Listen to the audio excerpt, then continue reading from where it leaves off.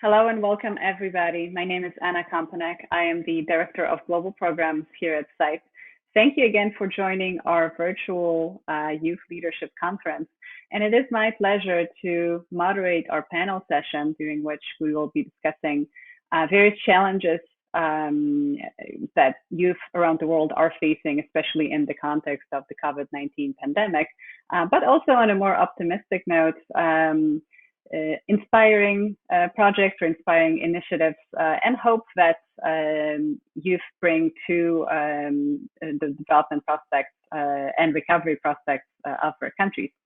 I am joined by three excellent panelists. Let me briefly introduce them in turn. First, Nadia Fairuza Azzahra, who is a researcher at the Center for Indonesian Policy Studies, or CIPS, in Jakarta. She specializes in educational policy research, and she was also among the first cohort of CIPS research trainee program called Emerging Policy Leaders Program. She will tell us a little bit more about it during her remarks. She works on various topics in youth education, including vocational issues, technology, and so on. Next, we will hear from Miloš Nikolić, who is the president and co-founder of LIBEC, an educational and research institution in Belgrade, Serbia. And he's also editor-in-chief of an online media outlet called Talas, which is affiliated with LIBEC, and deals with a number of issues in political, economic, environmental, economic, maybe also environmental and social spheres, including issues of youth in Serbia. I should also mention that Miloš is a member of the Free Enterprise and Democracy Network, or FEDEN, which is an expert network of partners led, or I should say, with a permanent secretariat, facilitated by CIPE. And last but not least, we'll turn to Samiya Abdulkadir, who is the president and founder of the Ethiopian Youth Entrepreneurs Association. The association was formed to promote an enabling environment for youth entrepreneurs in Ethiopia. Excitingly, Samiya also is an entrepreneur herself, so we'll hear a little bit more about her experience there during her presentation. With no further ado, let me turn it over to Nadia, joining us from Indonesia and staying up a little late to be able to connect with us on this panel. Nadia, over to you. Okay, thank you, Anna. Good morning, everyone. My name is Nadia, a researcher at the Center for Indonesian Policy Studies.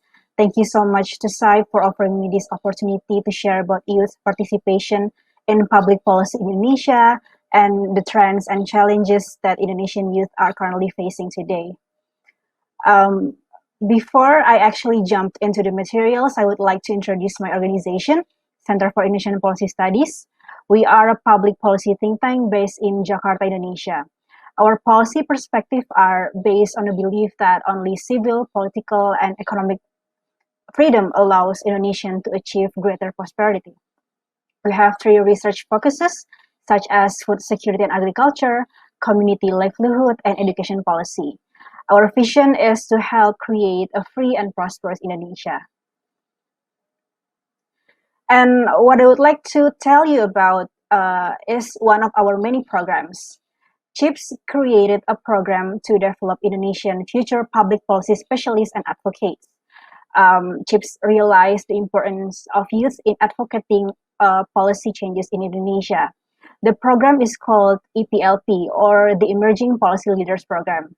It is a 6 months training program, and currently in the 2021 is the third batch of EPLP, and we are very grateful that CIPE has been the main supporter of this program. EPLP focuses on equipping the participants, or we call them trainees, with practical knowledge and expertise in Indonesian public policy analysis. I'm also one of the graduates of the first batch of EPLP program. Okay, and why is this program attractive? So the program is a promising first step to kickstart a career in policy analysis and advocacy. We are also very focused on harnessing critical thinking skills of these trainees that is very useful for policy research. EPLP program also provides the opportunity to meet and engage in dialogues with prominent public policy practitioners, policymakers, CSOs, private sectors, and many more. The 2021 batch alone attracted more than 100 applicants, and we only accepted 4 trainees at the moment. The graduates of this program also thriving in their career. Some of them work as a researcher in CIPS, just like me and my friend, work in a famous unicorn startup in Indonesia, become a public servant in the Ministry of Foreign Affairs in Indonesia, and many more. So this is the program components of the current batch. You can see the program really stressed on the practical assignment so that the trainees can be ready to kickstart their career once they graduate. And as for the learning lessons and the on-the-job training, we are in a cooperation with Think Policy. Think Policy is a social enterprise that provides training on policymaking to young professionals. It is a very famous program among the policy enthusiasts in Indonesia. The topic they learn is about understanding public policy, formulating solutions, leadership skills, public speaking, and etc. And I also learned a lot from my experience as a research trainee in CIPS. I get to meet members of the House of Representatives, Ministry of Religious Affairs, Ministry of Education and Culture, private sector, CSO in my first year. And I think that the EPLP program is suitable for young aspiring Indonesians to kickstart their career. And in addition to the EPLP program, CIPS is very much aware of the importance of youth participation in public policy. For example, in our policy advocacy, we engage with youth through various discussions. We create interesting content that can attract the general public, especially youth, in order to raise their awareness of Indonesia's public policy development. Some of the content that we created are comic strips, YouTube videos, short movies, and many more. So, since CIPS really realized the importance of youth, I also would like to present you the landscape of youth in Indonesia. So almost 54% of Indonesian population are young individuals, mostly millennials and also Generation Z. In the next 10 years, Indonesia will enter a phase of demographic dividend. So demographic dividend is a phase where the productive population surpasses the non-productive one. So it's basically young people surpasses old people. The demographic dividend can become an advantage and improve the prosperity of Indonesia if the current younger generations are able to get quality education and better livelihood. However, the current pandemic takes a huge toll on Indonesian youth development, especially the young individuals that coming from low-income households. They are disproportionately affected by the current pandemic, and I'm also sure that many countries also experience the same. School closures due to the pandemic prevent more than 65 million students in Indonesia from accessing education, and it is especially hard for those who live in the rural parts of Indonesia, eastern part of Indonesia, and also low-income households, as they face a high barrier to access to education. And various research suggested that underprivileged students are more likely to experience severe learning loss and more likely to drop out of school during the pandemic compared to their wealthier peers. A World Bank report predicted that Indonesian students may lose up to an additional 0.3 years of learning adjusted schooling and another 11 points on PISA score. In addition to that, Indonesia youth also experienced layoffs and reduced work hours due to the pandemic. A survey from ILO shows that 1 of 5 of the respondents had to stop working due to the pandemic. Some also postponed looking for a job and find difficulty finding jobs upon graduation. In addition, many young people experience stress and depression during the pandemic, and they find it difficult to stay focused and productive during these difficult times. However, despite all of these challenges, there are so many initiatives organized by Indonesian youth to help others during the pandemic, from small community-based initiatives, helping tackling hoax and misinformation, raising awareness, and many more.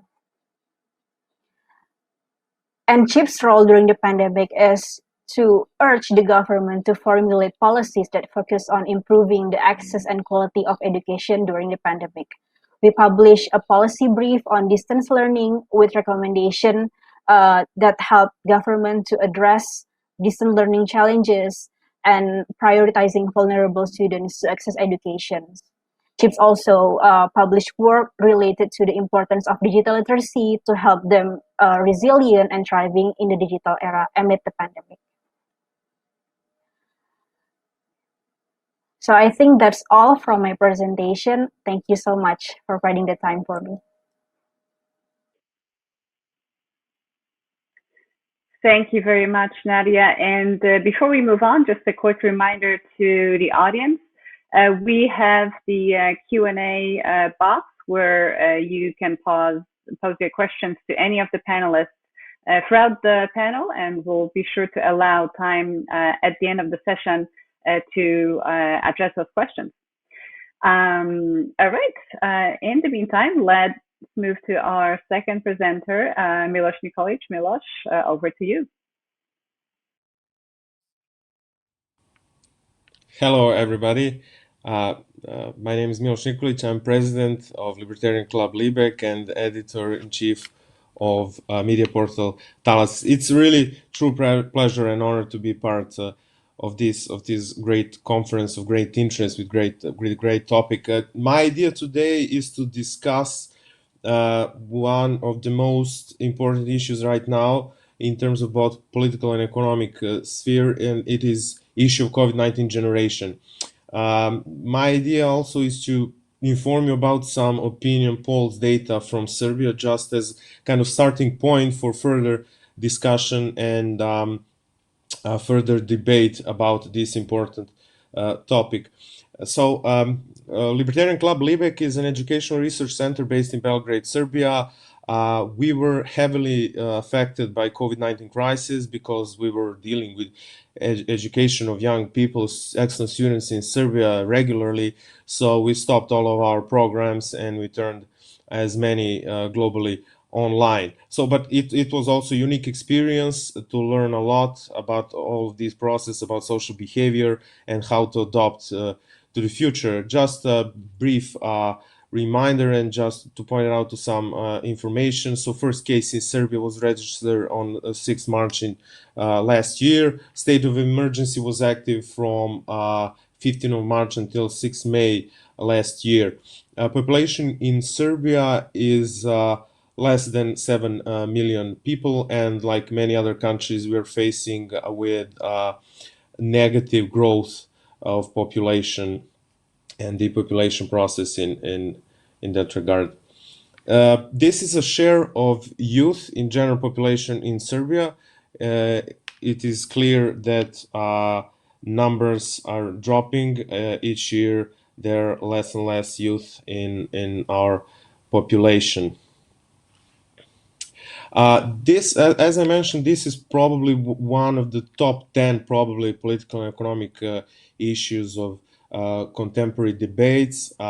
This month, European Council on Foreign Relations published a research paper called Europe's Invisible Divide. And they pointed out that probably the most important divide right now that is happening in Europe is generational divide. And they emphasized something they call the sacrifice of the young. Basically, the huge burden of this pandemic crisis fell on the back of the young people in Europe. And this will have enormous implications, enormous consequences that we will see in years to come. What is evident right now is a huge surge in cynicism and distrust in public institutions and the overall intentions of the government and these relevant institutions. So we can see in their research that was done, we can see how many people under 30 were economically infected, and also directly by the illness. This is something maybe for someone counterintuitive, but it is really really shocking and worrying. So I will refer now to some opinion polls in Serbia based on opinion polls done by Youth Council in Serbia, because this is the most representative research that is done in Serbia on national level, covered many topics, among other, it's work, salary, earnings, productivity, education issues, security, mental health, and so on. I will not go through all of these segments, but I will point it out to some of the most important, so you can have some picture what is going on. So when we look at the thing about the state of emergency that I mentioned, how long it lasted, we can see that there are a lot of people that were fired or fired permanently or fired during state of emergency. So only 53.7% during state of emergency held their position and the jobs. Also, it is also important to examine this data, because a lot of people chose, or they were forced to go hybrid, to explore some new models of work during this pandemic. And when we look at this chart relating to productivity, we can see that significant amount of young people think that there is a drop in their productivity, either from home or from office. This is really something worrying, and perception of the workplace, it's also something even more serious, because a lot of people during the state of emergency or after see their workplace as an unstable, or they're in fear. Something like 1/3 of the participants of this research. When it comes to education, we can also see some worrying data about negative effects of this pandemic crisis on education, and we can only imagine, and we must discuss constantly about these negative influences that will come. As a result, perception of institutions and social trust is very, very low. This is something, as I mentioned, relevant on European level, on global level, and this will have enormous, I would say, political implications in the future. So mainly there, I would say, direct influence of COVID-19 crisis, as we saw in this chart, there is a significant drop of productivity. There is a worrying sense of fear about the workplace position, negative consequences regarding educational process, and also further loss of social trust in relevant institutions. There, in case of Serbia, there are some negative trends, regardless of COVID-19 crisis, that were speed up with this crisis, and namely that is immigration and depopulation. However, we must also focus on positive things, on opportunities and hopes. I would say that from my personal experience working with young people during our programs online in hybrid models, I'm witnessing a huge popularity of this new kind of mindset, of this new kind of work ethics, and the new way of thinking about facing these new challenges in a new way. Also in Serbia, what is also promising and what's really bring us a hope is that there are some economic sectors that is doing great. For example, IT sector, the fastest growing sector in Serbian economy, and following startup ecosystem based on that. Circular migration was also speed up during this process, and there are, of course, some negative but also positive trends when it comes to the circular migration. There are a lot of initiatives in Serbia trying to convince people there are some opportunities in our economy, in our environment, to keep them here, to invite them to be more economically present in terms of investing, living, spending, and bring some social and human capital from abroad.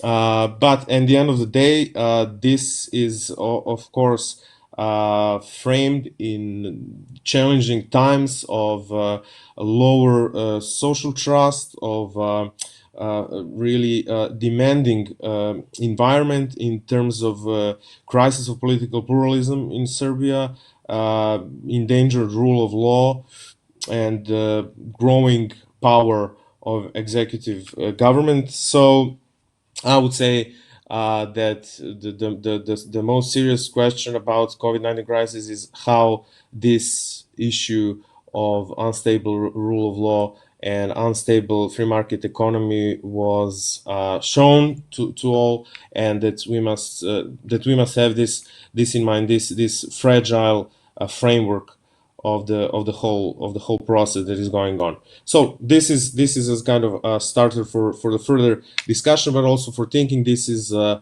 multi-level question and debate. So I'm hopeful that we will have some discussion. Thank you, and this is my contact email. Thank you so much.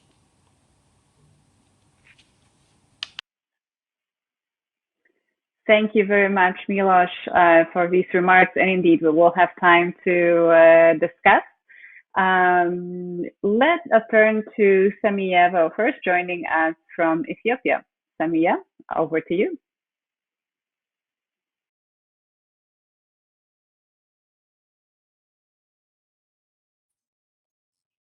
And yes, here we are. Thank you. Hello, everyone. This is Samiya Abdulkadir from Ethiopia. I am the founder and president of the first Ethiopian Youth Entrepreneurs Association, and also I am the founder and CEO of MView General Educational Consultancy and Support on my entrepreneur experience. I'm 26 years old. I'm strong, passionate, and young entrepreneurs from Ethiopia. Today, I would like to say something about my country, Ethiopia. I would like to say something about Ethiopia. Ethiopia is a country which is found in the Horn of Africa. We have almost 3 million years of history with different cultures, and our population is 115 millions, around 115 millions. And from this population, almost 75% are youths. So Ethiopia is the country of youths, and Ethiopian youths are very strong, innovative problem solver, and they are working to make their country and their nation great. So I'm really happy to be a part of this youngest. And as Ethiopian youth entrepreneurs, as Ethiopian youth, my experience is on my borrowing company, which is MView General Educational Consultancy and Support, which is formed from the last 3 years. And I found this company, and this company is working to provide the education system of Ethiopia to be practice-oriented and to add value on the quality of education, and by giving training and by making the education system practice-oriented, by working on setups and working on the educational competition package to make Ethiopian students motivated. And from this experience and from the challenge what I faced on the process of founding my company, I take the initiative and found the first Ethiopian Youth Entrepreneurs Association. This association aims to solve the problem of Ethiopian youths and overcome the following 4 challenges. That is knowledge, skill, and attitude gaps of Ethiopian users, and also access to information and networking with different stakeholders. This is the 2 challenges of Ethiopian users, and the third one is the government policy issue. Here in Ethiopia, there is a policy that should be working for or that should be advocated to make suitable for the youth entrepreneurs. And the fourth and the last one is access to finance. Here in Ethiopia, there is a lot of challenges, especially on the finances issue of youth entrepreneurs. So the association can overcome these 4 challenges of Ethiopian users. The Ethiopian Youth Entrepreneurs purpose is to support, promote, advocate, and to motivate Ethiopian users to the political, economic, and entrepreneurs' interests of users in Ethiopia. And the Ethiopian Youth Entrepreneurs Association can facilitate the network opportunity. As I told you before, the great challenge of Ethiopian users are the network, information, skill, knowledge, and attitude gaps towards the entrepreneur skill. And so the association help us to advocate this issue, and by providing hubs and by facilitating fund opportunities and by facilitating trainings, education, and also different events like experience sharing from the access to the beyond the country. And also there is a great opportunities for Ethiopian users, in addition to different opportunities like the first and the main Ethiopian users hope are the great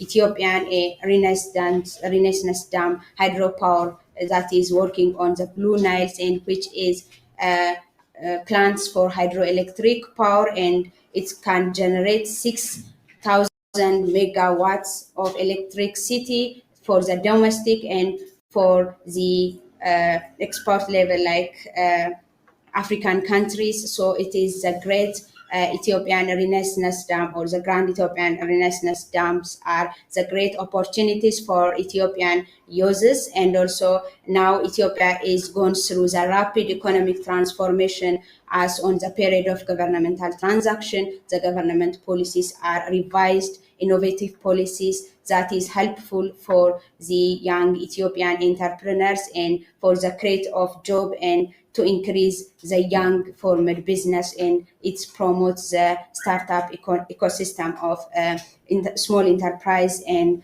it's suitable for Ethiopian users. This is 2 great opportunities that are suitable for Ethiopian users.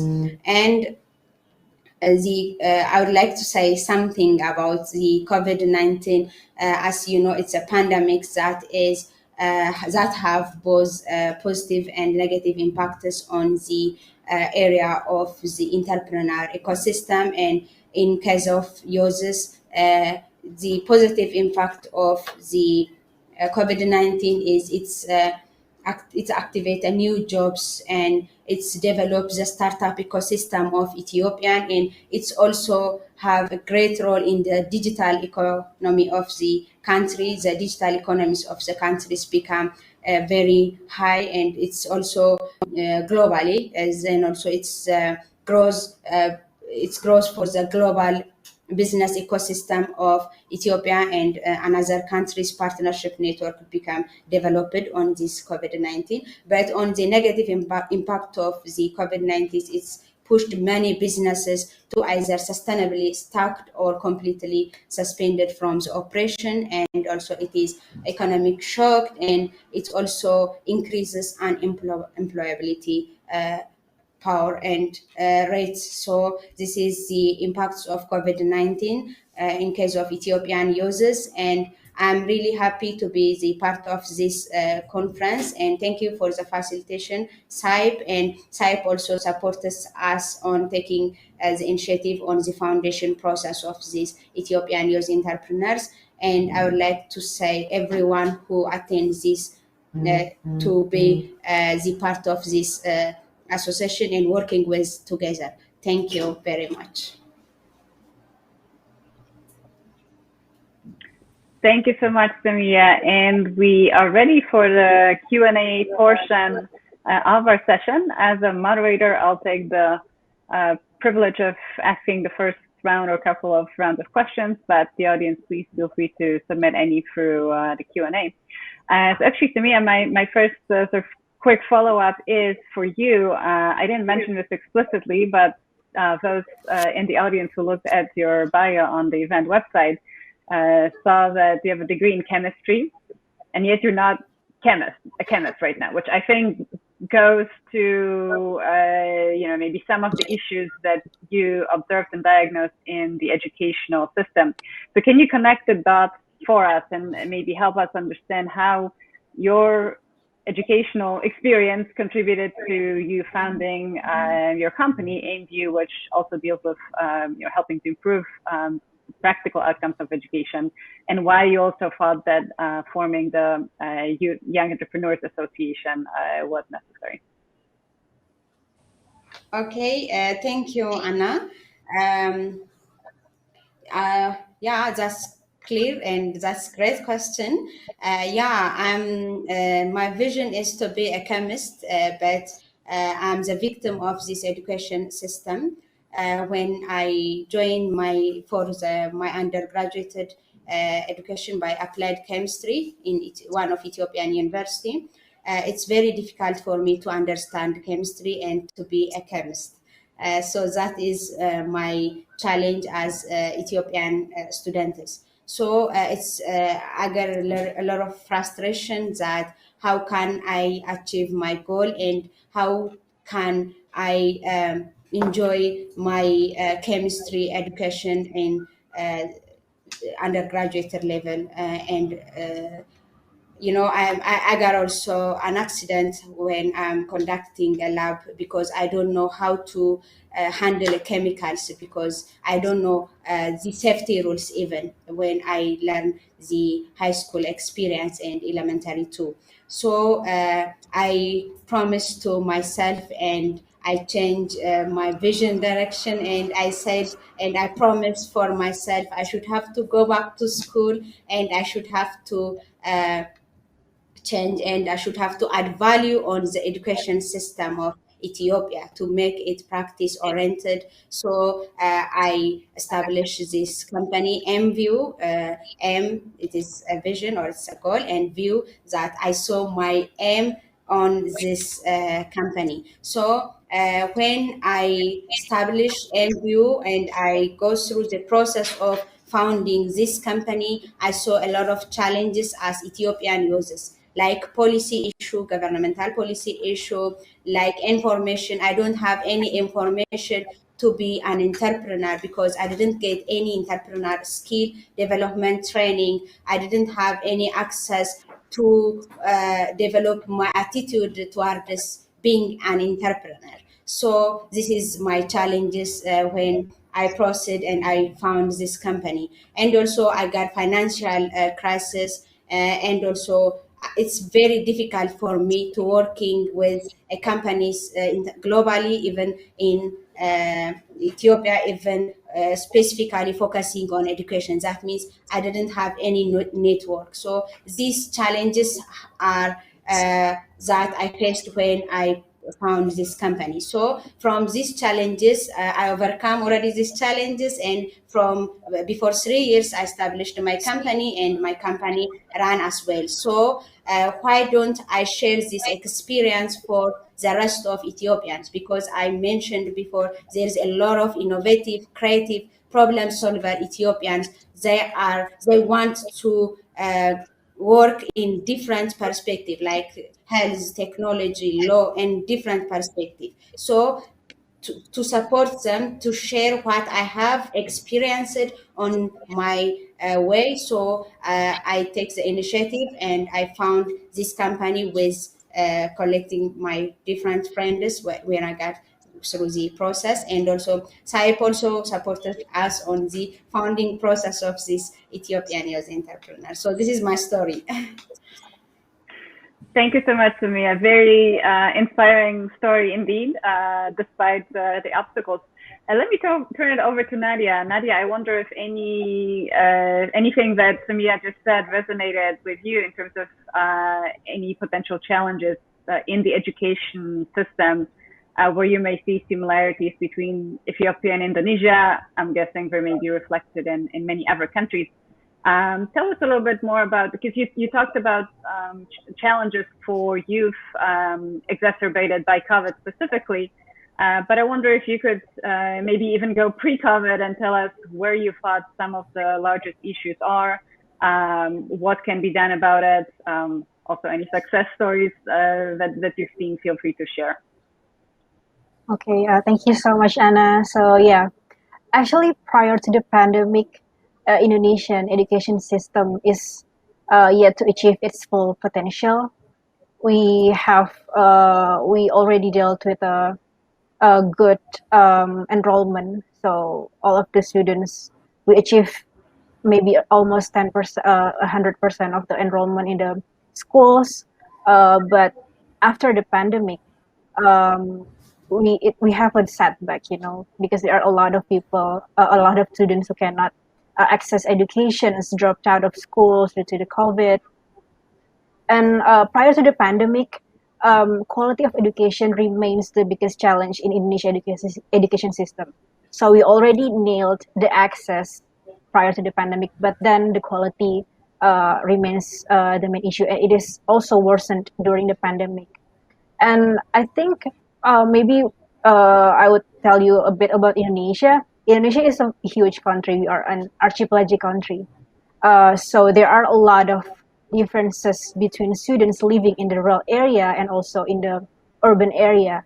So the differences is very much there, I think. Because, for example, students living in the rural area, they cannot access a good, a satisfied access of educations. Maybe like the infrastructure is not good, the access to the internet, even the teachers sometimes we are lacking teachers in some of the areas, and this is really very much worsened during the pandemic. So I think is that when we talked about education in Indonesia, we cannot just generalize everything, because it is very we need to take it case by case. For example, like rural versus urban area, and also like high income students versus the low income students. So it's very much polarized. I think it's a polarized issue, and the government of Indonesia is doing their best actually to help with the quality and also access of educations. But I also think that the private sectors, social initiatives, are among the biggest supporters. They are very much plays a significant role in providing educations, especially for the low-income families. For example, in Jakarta, there are a lot of low-cost private schools in Jakarta, and they especially cater to low household, right?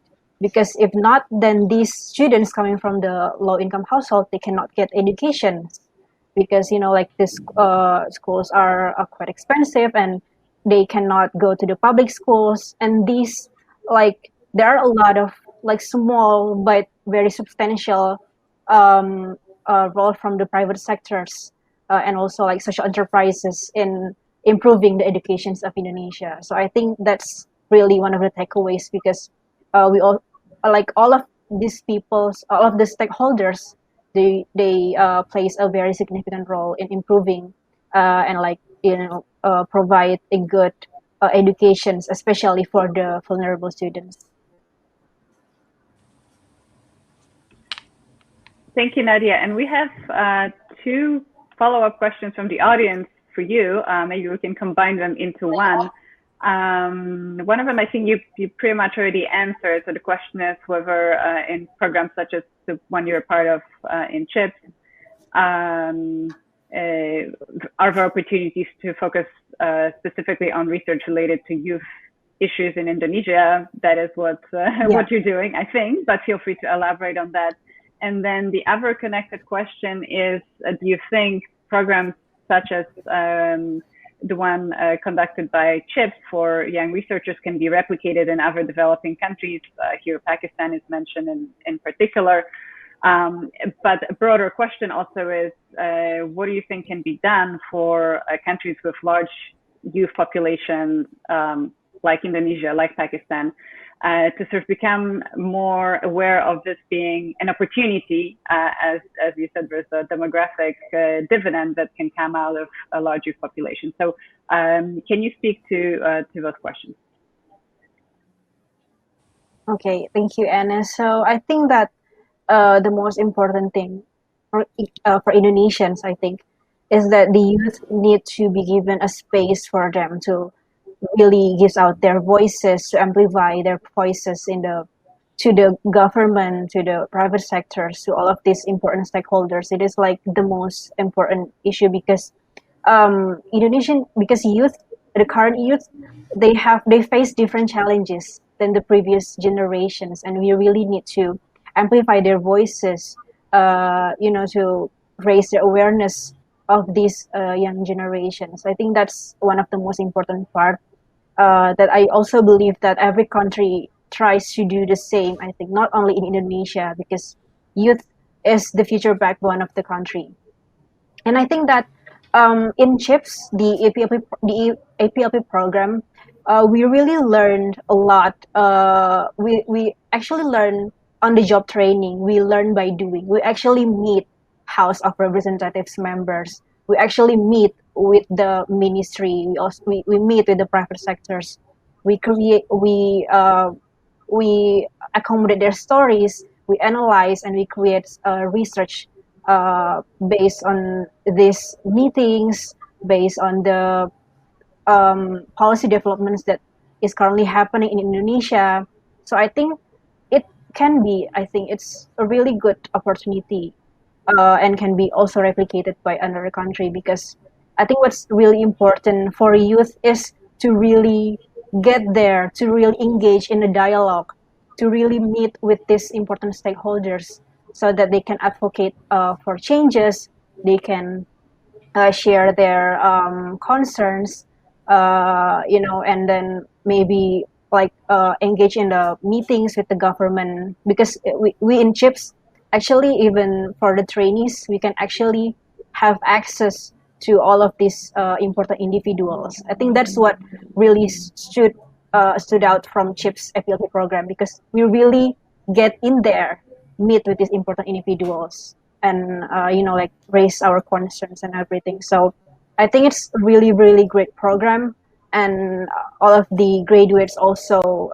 can kickstart their career in public policy. And yeah, I think it's more or less can be replicated in other countries as well. Thank you, Anna. Thank you so much. Miloš, we have a question for you in the Q&A. You've showed us some concerning statistics, obviously, about the decline in youth population in Serbia, about the brain drain. Again, it's not an issue unique to Serbia. Many other countries are dealing with this situation as well. So the question is, beyond economic engagement, beyond creating more economic opportunities for youth, how else can youth be encouraged to stay by becoming more engaged in the political process or seeking leadership positions in government or policy institutes like yours to help reverse this brain drain? I mean, I think it is probably impossible to reverse these trends. This is, as you mentioned, this is something so typical for so many countries of the region. Croatia, our neighborhood country, faced with that like 10 or 50 years ago. So we cannot reverse these trends. We can really only make we can make some better environment. Mainly, it is focused on economic issues and economic activities. But on the other hand, in some opinion polls that I've seen, a lot of people mentioned dignity of life, quality of life. In Serbia, we are facing not only with the crisis of political pluralism and what is called hybrid system or semi-autocratic system, capture state, and so on. This is really something worrying for the future for all these people that may be thinking about to return to Serbia and to stay a little longer. We are facing with so strange phenomenon that people in Serbia, politically active people in Serbia, are satisfied with this type of political system, let's say, that is now in place. A lot of people, unfortunately, is satisfied with that. We are also facing with a low quality of air, so the overall climate environment and natural environment in Serbia is worsening years by years. So there are a lot of things that has to be done in order to make a better environment. It is related to living standards, to economic opportunities.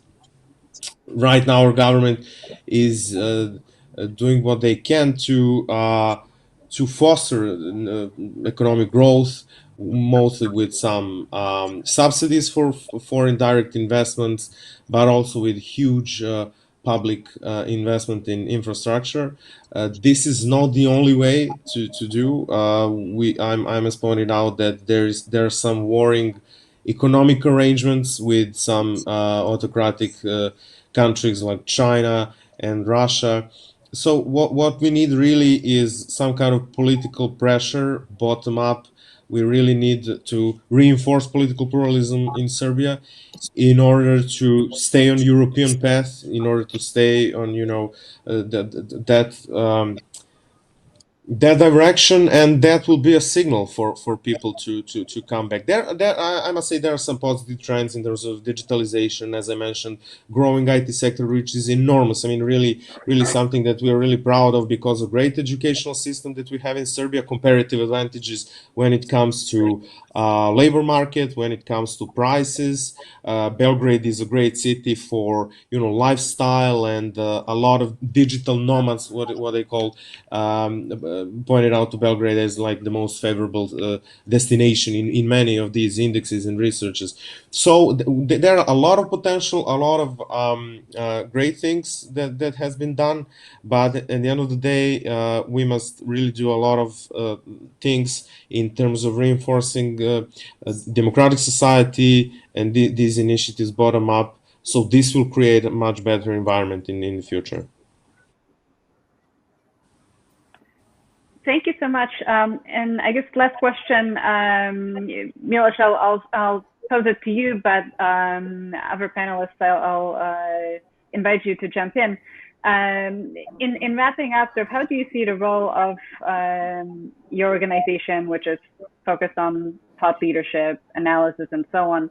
How do you see the possibilities, or maybe you've seen successes in partnerships with the government, with the private sector, maybe with business organizations, maybe with other like-minded civil society organizations? How do we amplify the voices like yours that come from evidence-based research and propose solutions that will help create a better environment for youth? Yes, that is a great question, crucial question. So basically, we started media portal Talas, the Wave.